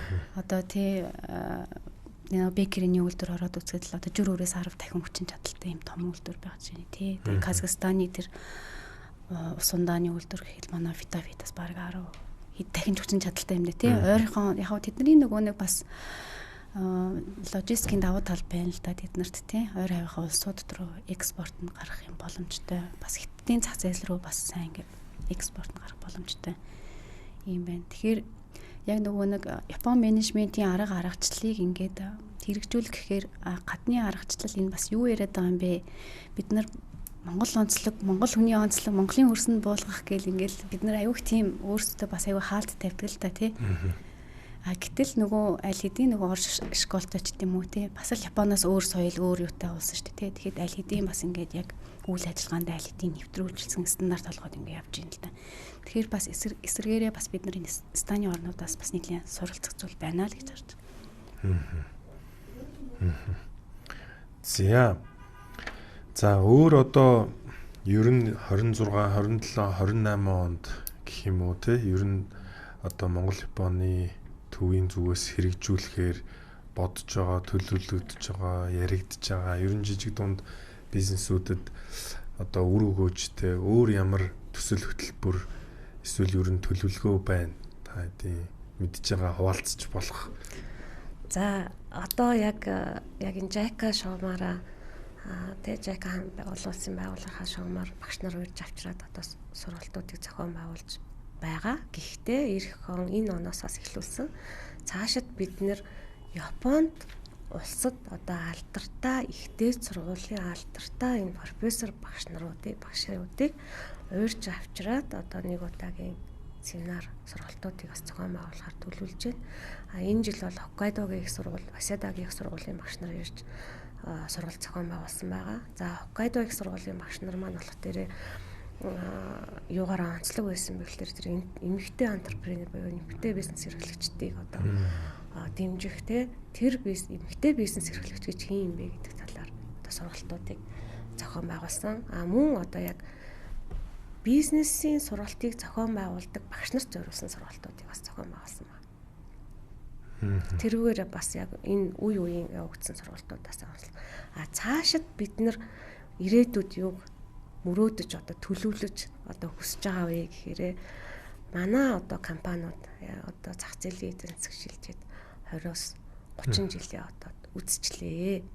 Энэ компаниуд маань одоо яг жинхнээсээ Японтай адилхан 2 дахь үеийг гарч ирж байна тий. Өв залгамжлагч нар гарч ирж байна. Япон улсад өв залгамжлагчийн сургууль гэж байдаг. Сургалтууд зохион байгуулагддаг. Яг энэ 2 дахь үеийн 3 дахь үеийн захирлуудыг одоо сурган хүмүүжүүлдэг юм газрууд байдаг. Японы одоо 7 мужид жижиг дунд үйлдвэрийн ихтэй сургууль гэдэг ийм сургуулаараа дамжуулж энэ захирлуудыг сурган хүмүүжүүлдэг. Тэгээ энэ түүн байхыг бас хичээж байгаа бид нар Монголдо. Вау. Тэгээ ирээдүйд одоо мэдээж одоо эхний компаниуд маань сая гэтэл наран групп 30 жил 35 жил хэдэн жил хийж гэх мэтчлээ ингээ компаниуд маань 25 30 35 гэд жилүүд рүүгээ орчлоо. Одоо чиглэл компани гэхэд 30 жилийн хувь одоо болох гэж байна гэх мэтчлэн эднэрийн маань хүүхдүүд нь одоо компани өвлж авах гээд байдаг. Гэхдээ зарим өв залгамжлагч нар энэ бизнес чи хийхгүй өөрөө юм хийгээд явна гэдэг ч юм уу те. Эсвэл одоо арай бэлтгэгдээгүй ч юм уу те, өөр мэржлээ сураа явуулсан ч юм уу, эсвэл ирээд ажиллаж байхдаа туршлага гутах ч юм уу те. Ийм тохиолдлууд кейсүүд бол маш их байгаа. Тэгэхээр бид нар манай төвийн дараагийн зорилго 27 оноос эхлэх зорилго маань өв залгамжлагчийн сургалтыг эхлүүлэхээр төлөвлөж байгаа. Хэрвээ одоо энэ маань амжилттай хэрэгжиж эхлэх юм бол одоо дараагийн CEO нар маань тэнд суралцаад явна гэсэн үг.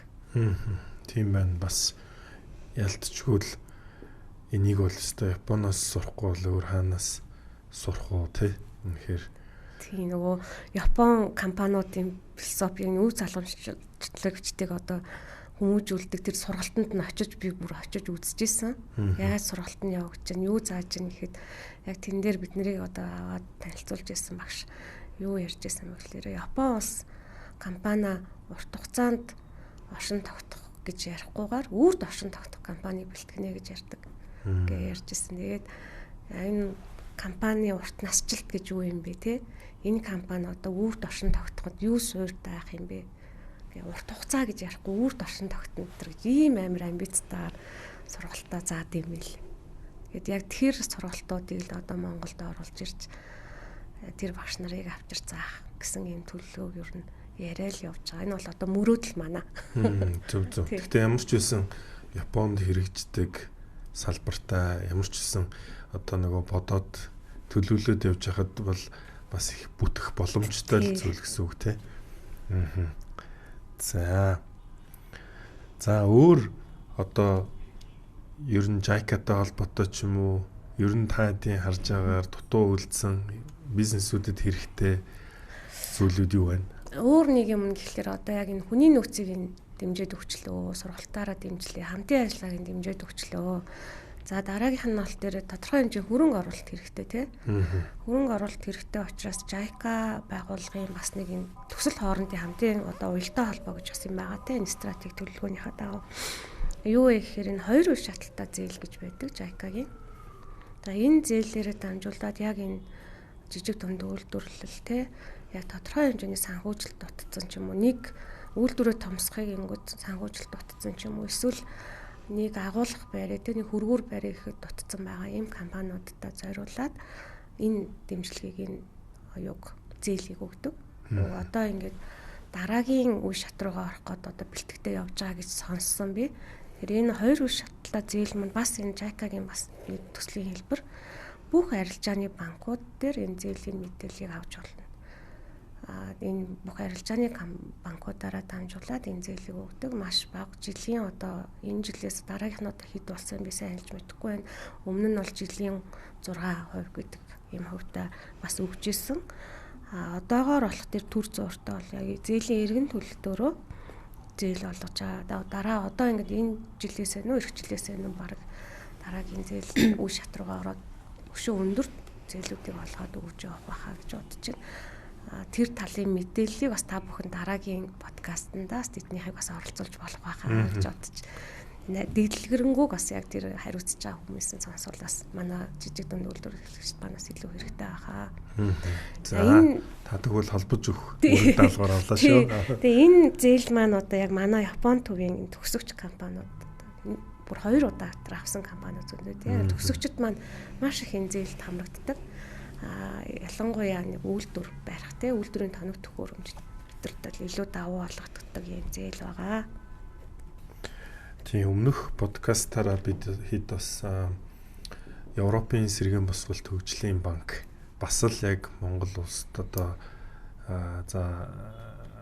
өгдөг грантуудын талаарх өгдөг зээлүүдийн талаарх энэ төр бид нэр подкаст хийжсэн. Тэгвэл та ямар ч гэсэн JICA төвтэй бас холбоод миний бас сонссон тоогоор бол тэр чинь бас л 20 гаруй жилийн хугацаанд 1000 гаруй бизнест одоо үнэхээр жилийн 6% хүүтэй санхүүжилт гэдэг чинь одоо бас л байхгүй л үйл явдал шүү дээ. Тэгээд би түрүүн нэг хэлэх гэжсэн үг нь Японы ард түмэн ч одоо тэгээд яаж тусалж дэмжиж дуустдгоо тэгэл байнга л хөрхий дэмж тусалж идэм дээ гэж хэлж ирсэн. За ойлголоо. Тэгэхээр одоо ер нь яригдаагүй үлдсэн магадгүй жижиг дунд бизнесүүдэд яг яадгүй зүйл маань ер нь хилж амжаагүй зүйл маань юу байна? Би нэг мэд хэлчих болох уу? За. Үндсэн сургалт руу орох гэж байна л да. Тэгээ нөгөө мэдээж нөгөө гол давуу тал нь Японд дадлага сургалтанд хамруулах боломж нэгдэж байгаа нэгдэх давуу тал байна. Хоёрт нь болохоор бид нөгөө МОС-ийн бүрэлдэхүүн нэгж байгуулах учраас МОС-ийн бизнесийн сургалтаа хамтын ажиллагаатай явж байгаа. За тэгэхээр нөгөө бизнесийн сургалтаар сурсан стратеги, маркетинг, санхүү, хүний нөөц гэсэн энэ дөрвөн сэдвээ 2 кредит дээр тооцоолаад за тэгээд бизнесийн сургуулийн харьяа бас бизнес консалтинг төгөөж байдаг. Тэн дээр одоо нэмээд яг саяны хэлсэн дөрвөн сэдвэрээ нэг кредит нь хөөд нийтдээ 12 кредиттэй болоод бизнесийн үндсэн сургуулийн үндсэн магистрийн ингээд бас ингээд кредитээ тооцоолоод төвшин суралцах юм боломжтой байдаг. Өөрөөр хэлэх юм бол одоо бас манайх ч нь бол МОС одоо дотроо зэргийн бас одоо сургалт явуулж байгаа юм байгууллага байгаа шүү дээ. Тийм байна. Тэгэхээр бас цаашдаа одоо энэ яг менежментийнхаа төвшөнд илүү академик төвшөнд их сургуулиудын багш нараас мэдлэг авъя гэж байгаа сурвалжчдаас би ингээд байгаад байна. Дээр нь бас ингээд нэг яг гоё хоорондоо нэтворкинг үүсгэсэн энэ нөгөө анги хамт олон болчоод бас хоорондоо салмааргүй байгаад байдаг. Өргөжлүүл сураад. Тэгээд дахиад өргөжлүүлээ ингээд бас нөхөрлөө илүү баттгаад ингээд суралцаад явах одоо бас хүмүүс байна л да. Тэгээд ялангуяа одоо манай баг энэ бизнесийн сургуулийн одоо үндсэн магистрийн баг 30% нь баг манай төгсөгчд бүрдүүлээд байгаа шиг байсан сүүлийн хэдэн жил. Энэ жил чинь баг 10 хэдүүл 10 шахал төгссөн. Магистрийн аваад төгсөж байгаа байхгүй. Тэгэхээр одоо яг академик төвшөнд бол нийтдээ магистр 32 кредит цуглуулж байгаа ч тий. Тэрнийхээ одоо 12-ыг нь одоо энэ үндсэн сургалтаараа ингээд амжуулаад одоо болчихж байгаа гэсэн үг байхгүй юу. Тэгэхээр бас ингээд хугацаа хэмнэн бизнес эрхлэгчид менежерүүд маш завгүй хүмүүс байгаа шүү дээ. Тэгэхээр хажуугаар нь бас ингээд академик төвшөнд суралцах юм боломж нь бас нээлттэй байгаа. За ер нь яг нөгөө жижиг дунд бизнес эрхлэгчдийнхаа сэдвийг бараг болцсон гэж үзээд би зүгээр яг сонирхоод асууж байгаа шүү. За ер нь бол JICA маань ингээд маш сайн одоо дэмжээд Монгол Японы төвөд энэ ер нь нөгөө төрийн одоо өндөр албан тушаал хашиж байгаа хүмүүс зориулсан сургалт гэж байдгүй юу? Баггүй. JICA-гийнхэн өөрийнх нь яг энэ RD дотор яг энэ уул уурхаа. Тэгээд яг энэ сургалтын дотор төрийн байгууллагуудыг оруулахгүй гэсэн ер нь жоохон заалт өгдөө. Тэр утгаараа угаасаа тэр төрийнхэн чинь тусдаа сургалтаар явцдаг. JICA өөр төслүүдээрээ. Тэгэхээр ер нь бол бас байдаг. Байдаг тий. Манайхан сурдсан болов? Төгсч чадсан болов? Юу нөгөө Японд сургалтанд явдаг дандаа. Явдаг уу тийм ямар ч. Жил нөгөө яг бүх салбараас явдаг. Ер нь үү? Тийм үү? Одоо хууль, тэгээд одоо эрүүл мэнд, боловсрол, тэгээд зам, тээвэр, цахилгаан станцууд манай ерөөсө Монгол улсад байгаа төрийн бүх салбарын чиглэлийнхэн энэ JICA-гийн дадлага сургалтаар Японд сургалтанд явдаг гэсэн. Бүх салбарт энэ нийслэл тэгээд өшөө юу гэдэг юм ям тамгын газруудын хэлцээний дарга ажилчид ер нь явдаг байна. Тэгээ энэ явж байгаа одоо Японд дадлага сургалтанд ингээд яваад ирж байгаа хүмүүсийн мэдээлэл одоо дата бол сангийн ам дээр ингээд аль биесээр бүртгэлтэй байгаа гэсэн. Би бол сая ерөөсөө тэгж явдаг гэж ойлгоогүй. Ер нь нөгөө яг бизнесүүдийг бол бас ингээд ив зүгээ олоод байна, сураад байна гэж энэ ер нь яг нөгөө сая бол жоохон саркастик байдлаар асуусан гэтэл уг нь бүр хөтөлбөр нь байд юм ба шүү дээ.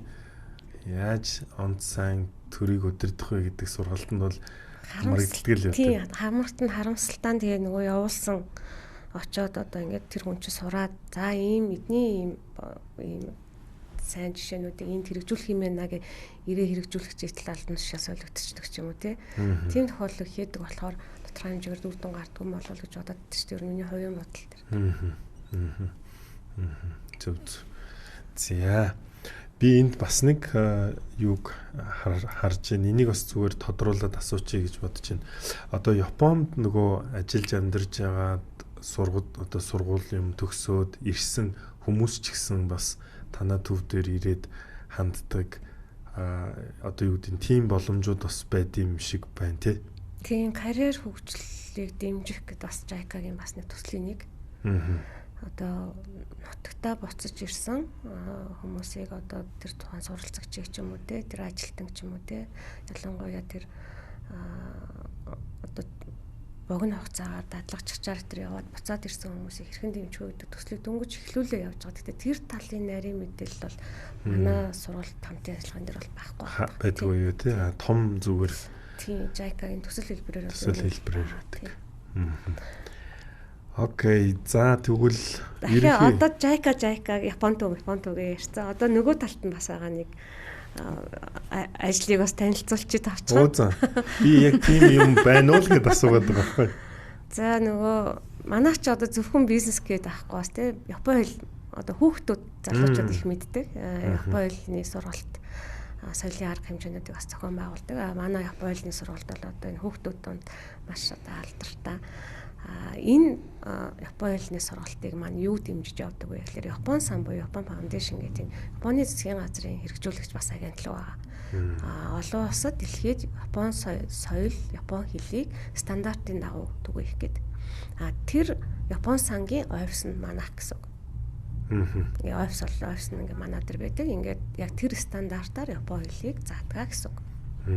За тэгээд Япон хэллээс гадна Япон соёл хамтын ажиллагаа гэдэг энэ соёлын үйл ажиллагаануудыг түгээдэг. Одоо сүүлийн үед бас манай дээр айгүйх алдартай болоод байгаа үйл ажиллагаануудын маань нэг юу вэ гэхээр энэ томоохон компаниуд ер нь компаниуд ажилчдаа дандаа л нэг сургалт зохион байгуулалтаа ихэнхдээ ингээл одоо юу гэдэг хүний нөөцийн сургалт, маркетингийн сургалт, стратегийн сургалт гэл дандаа юм бизнесийн чиглэлийн сургалтууд айгүйх зохион байгуулалт юм байл та.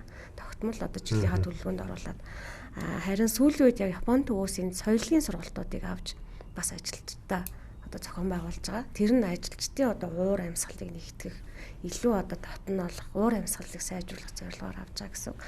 Ялангуяа одоо энэ Японы цайны ослол юм уу те эсвэл цэцгийн ослол ч юм уу те эсвэл нөгөө фрошкийг ч одоо юу гэвэл нэг бод савбаглаа боодлож боодог гэдэг. Энийг ингээ хамтдаа ингээд өдөр тутмынхаа ажилд дарагдаад ингээ байж байгаа. Эсвэл нэг байнгын сургалт ингээл өөр сургалт ийм нэг багш ирэл юм заагаа явдаг сургалтнаас залхацсан байгаа хамт олон хамтдаа нийлээд ингээ хөгжилтэйгээр тэр сургалтуудыг авахаараа илүү уур амьсгалт нь гоё болж байна. Тийм учраас энэ сургалтаа дахиад манад өгөөч ээ. Энийг ч наавья гэсэн сургалтууд бас байна. Манай тийм байна. Сонирхолтой. Ялтчгүй л одоо нөгөө мэдээж эн чин цаад улсын бас бодлого, соёлоо түгээх, хэлээ сургах, одоо бизнесийн дэмжих гэл те ер нь бүхэл талаараа үйл ажиллагаа нь бол яадаг баг. Давхараас нөгөө бид нар Японд суралцах мэдээллийн армыг бас зохион байгуулдаг. Жилдээ 2 удаа одоо сүүлийн үед зохион байгуулж байна. Хавар нь онлайнаар одоо нөгөө зайнаас зарим улс сургуулиуд манай оролцоо зарим нь ирээд танилцуулах юм уу те намар 10 сард бас яг энэ 7-оос 8 заримдаа 10 гэх мэтлийн сургуулиуд ирээд өөрсдийнхөө үйл ажиллагааг танилцуулаад хүүхдүүд бүр яг боддоор тухайн сургуулийн профессортой уулзаад те зөвлөгөө аваад явдаг энэ арга хэмжээг бас тогтмол зохион байгуулж ирсэн байгаа. За одоо ер нь нэлээд л яриад. Яриад байвал зөндөл юм гарч ирж байгаа.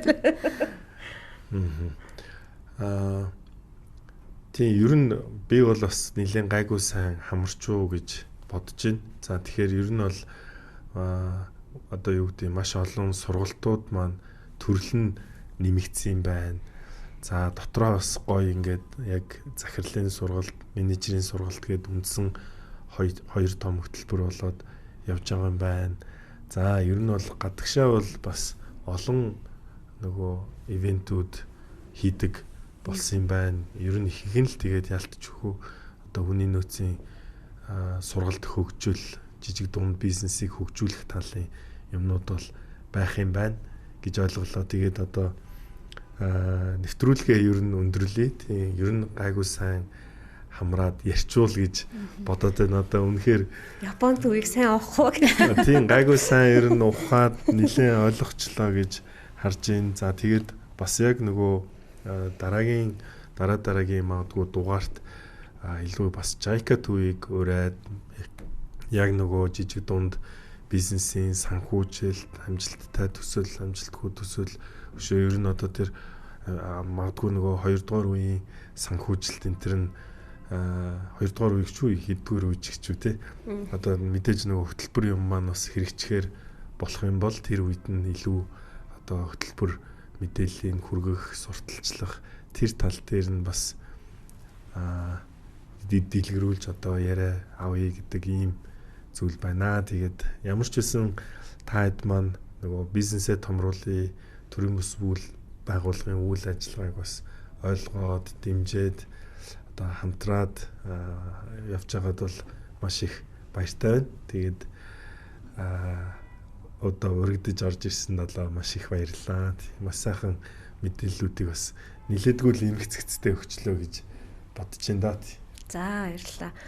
Бидэнд ч гэсэн бас Япон төв ингээ яриад авах боломж байдгүй. Одоо яг ингээд бид нар очиод ингээ Япон төв ярьчий да, энд очиод танилцуулж идэ гэдэг тийм одоо яг бүр ингээ заав бас байдгүй. Тийм учраас бас энэ боломжийг бий болгож өгсөнд бас баярлалаа. Баярлалаа. Тэгээд Япон төвийн одоо ажилтнууд бас ингээ Японд бас тодорхой хэмжээгээр цаг хугацаа зарцуулаад мэргэжил дэвшлүүлээд ирсэн хүмүүс байдаг учраас бас ингээ үзэж байгаа хүмүүс маань одоо тий ямар сэдвээр юу сонирхож байгаа юм те Япон хэл нь нэ соёл нь нэ бизнесийн сургалт нь нэ лөө. Тэгээд Японд маань үргэлж нээлттэй байгаа учраас хизээж хамаагүй ирээд бас асуугаарай. Биднээс бас мэдээлэл аваарай гэж хүсмээр байна. Баярлалаа. Би бас тэр нөгөө бизнес хамтын ажиллагааг дэмжих гэж байгаа энэ одоо шинэ хөтөлбөр юм өөрөө эн чин төгсөгчд очиод асуувал чиглүүлээд үн төлбөргүй зөвлөгөө юм өгнө гэж байгаа нь бол бас маш их сайшаалтай гоё хөтөлбөр байна гэж бодож байна. За баярлалаа. За баярлалаа. За байж байгаа. За би чинь одоо төгсгөлөө хийнэ. За шууд хийчтэй. Окей. За ингээд өнөөдрийн бизнесээ томруулъя төрийн бүс байгууллагаас хийж байгаа терминал подкастын маань өнөөдрийн дугаарт Монгол Японы хүний нөөцийн хөгжлийн төвийн бизнес сургалт хамтын ажиллагааны хэлтсийн дарга оюун чимэг. За мөн бизнес сургалтын тасгийн дарга амгалан нар оролцлоо. За тэгээд өнөөдөр бол Монгол Япон төвийн үйл ажиллагаа за ер нь яг жижиг дунд бизнес эрхлэгч нартай холбоотой маш одоо дэлгэрэнгүй сургалт хөтөлбөр ирээдүйд 26 онд хүртэл хийхээр төлөвлөж байгаа арга хэмжээ үйл ажиллагааны талаар ярьлаа. Тэгээ та бүгд маань одоо нэвтрүүлгээ үзээд санал сэтгэлдээ хуваалцаад одоо оролцоорой. Тэгээд оролцоотой байж комент хэсэгт энэ төр сэтгэлдлүүдээ сайн өгөөрэй гэж хүсье. Ингээд дараагийн дугаар хүртэл баяртай.